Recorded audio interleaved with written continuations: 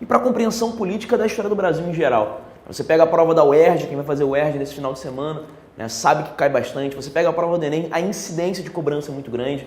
Eu pego nos últimos anos 5, 6, 7 questões envolvendo o período militar sendo cobradas no Enem. Então é um período muito importante que a gente estude, né, com alguns detalhes, com alguns comentários importantes que a gente está fazendo ao longo da aula de hoje. Para começo de conversa, quando eu penso esse período militar, quando eu penso esse período da ditadura militar, a gente tem que fazer uma distinção aqui.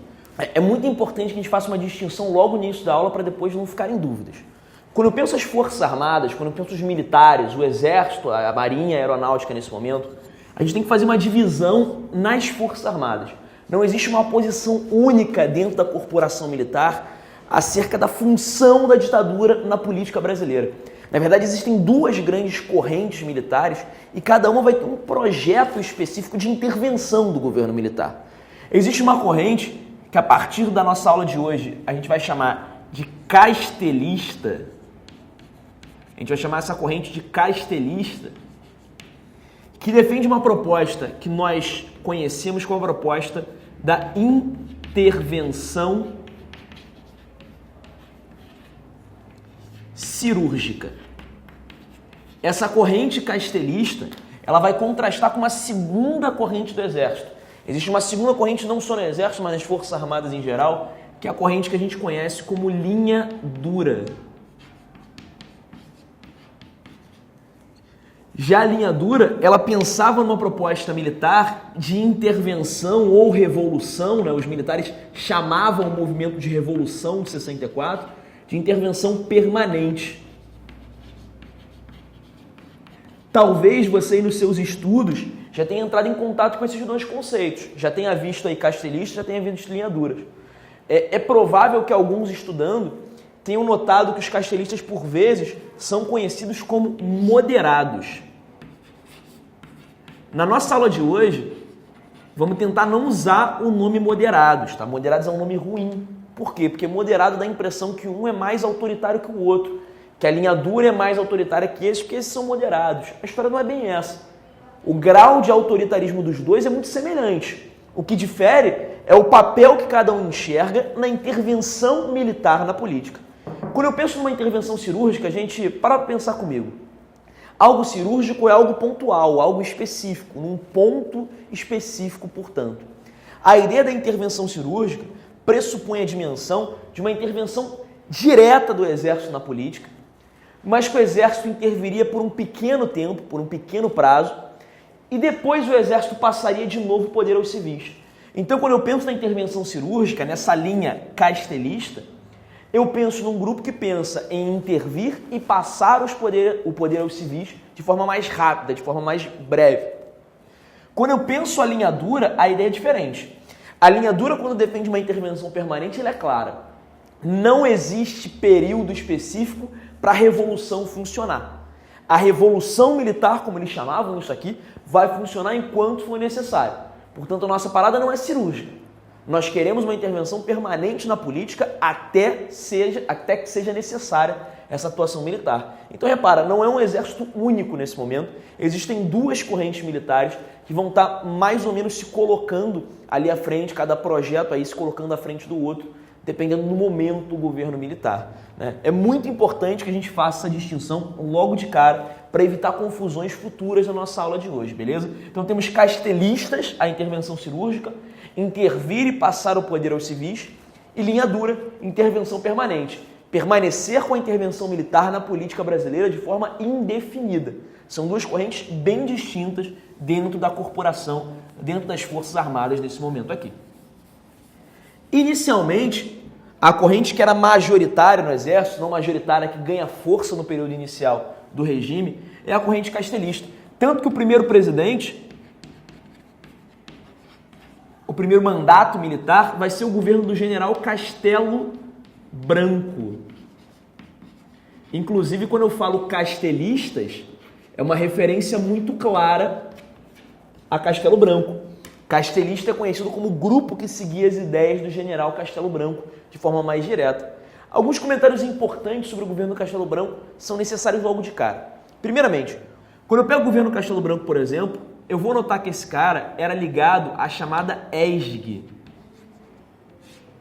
a Escola Superior de Guerra.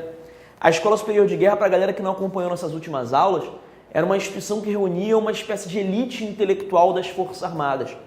Foi na ESG que essa elite intelectual desenvolveu a chamada doutrina de segurança nacional. A doutrina de segurança nacional ela vai ser a doutrina que vai permear todo o período militar. Vai acompanhar durante todo o período da ditadura militar esse grupo político aqui, que vai estar buscando, na ideia da defesa da segurança nacional, repara bem uma coisa importante, na ideia da segurança nacional, promover a defesa do Brasil, a defesa do território brasileiro e promover o desenvolvimento. Desenvolvimento e defesa eram as duas ideias defendidas pela doutrina de segurança nacional. Pelo menos dentro da concepção dos militares, dentro da concepção do exército. Era a grande ideia da ESG aí. E principalmente quando eu penso na ideia de defesa, aqui entra um ponto importantíssimo da ação esguista, da ação do exército, das Forças Armadas. Porque a defesa para a ESG significava em grande medida o combate ou o anticomunismo. O combate ao comunismo estava no centro das preocupações da ESG nesse momento, no centro das preocupações da cúpula militar e, portanto, do governo Castelo Branco. Nesse sentido, vão ser tomadas já no governo Castelo Branco algumas medidas importantes para organizar a repressão contra possíveis movimentos comunistas. A mais destacada de todas, sem dúvida, gente, vai ser a criação do SNI. SNI é uma sigla para Serviço Nacional de Informação, ou como o criador do SNI, o Golberildo Couto e Silva, definiu, o Ministério do Silêncio, né? Um nome bastante enigmático que o Golbery, o criador do SNI, trouxe. O SNI, o Serviço Nacional de Informações, ele consistiu no órgão de espionagem do regime militar.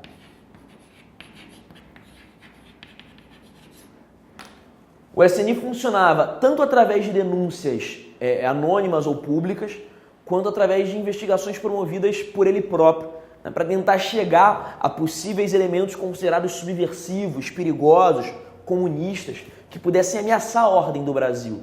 O SNI, o Serviço Nacional de Informações, ele vai se tornar um dos órgãos mais importantes do regime militar.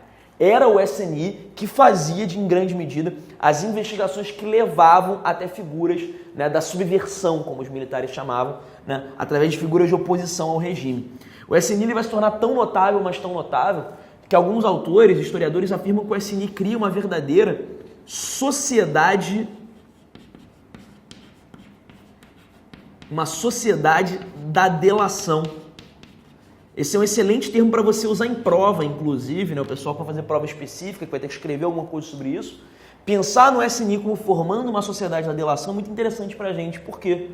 Porque como todo mundo poderia denunciar alguém ao SNI, ou pelo menos denunciar a suspeita de alguém ao SNI, era muito comum que o SNI fosse usado para fins não políticos, inclusive. Né, que vizinhos denunciassem vizinhos que não gostassem ao SNI, né, realmente um clima de insegurança na sociedade muito grande, gerado por esse Serviço Nacional de Informações, esse órgão criado para ser o órgão de espionagem que atuaria na contenção do comunismo. Por que conter o comunismo? Porque conter o comunismo é manter a defesa nacional. Manter a defesa nacional é o pressuposto dessa doutrina de segurança importante que o Exército cunha nesse momento. Então isso está na base do governo Castelo Branco. Logo, o primeiro governo militar, portanto, já vai criar órgãos importantes como o SNI, né, como esse Serviço Nacional de Espionagem, aqui que vai atuar nesse sentido, logo no início do governo Castelo Branco, portanto.